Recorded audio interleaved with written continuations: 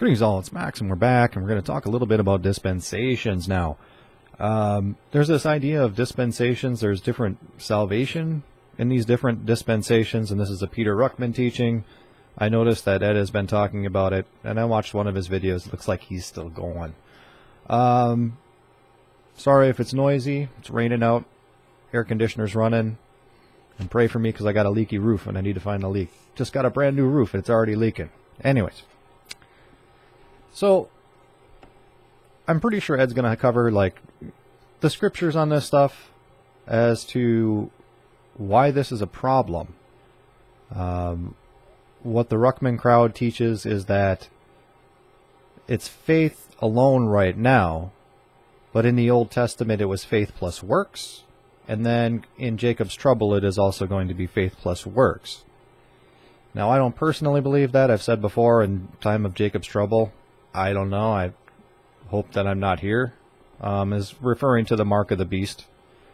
It's likely that people, and what I would gather is that the mark of the beast is something that people will willingly want to take, and people who are saved will see it for what it is and won't take it, or they'll be protected by God. Just an opinion. It's in the future, yet to come. That's what I got on that. But I do have some basic questions, just from a logic perspective. If we're going to say that salvation worked differently through different dispensations in the Bible. First question that I have, and I did write them down. What did the works actually accomplish for God? So faith is there.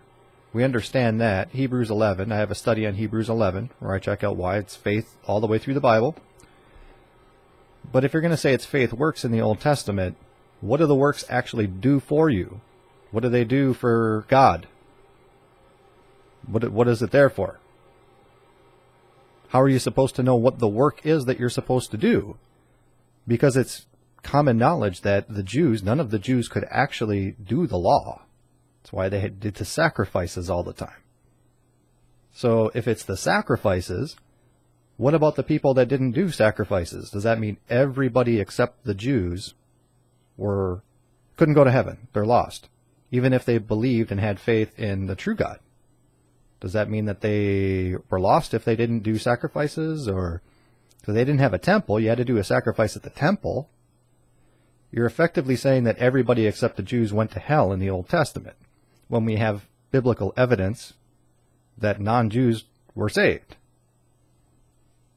So there's that question.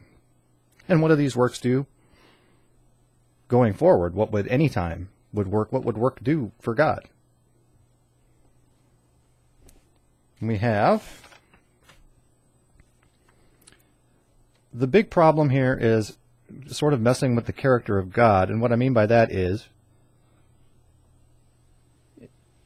how are people to be informed that there is a change in what saves you and what justifies you and sends you to heaven?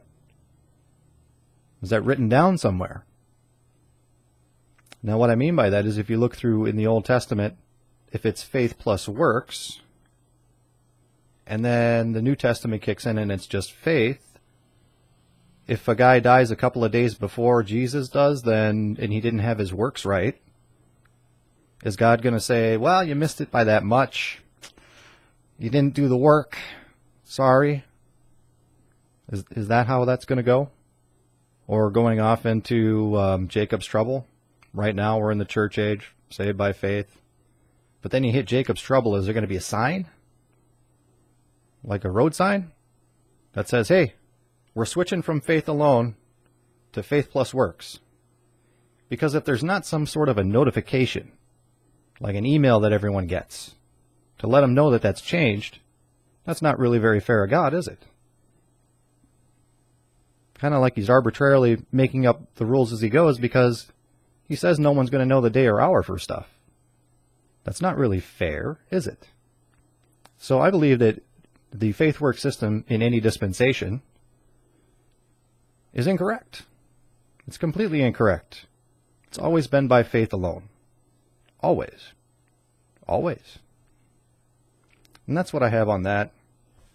with the dispensation ideas.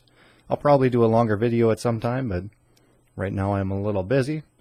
Those are just some questions that I have to ask for people who are really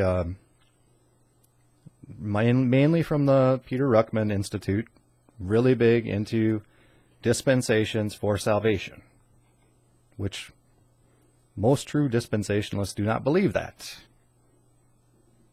So with that, we're out of here.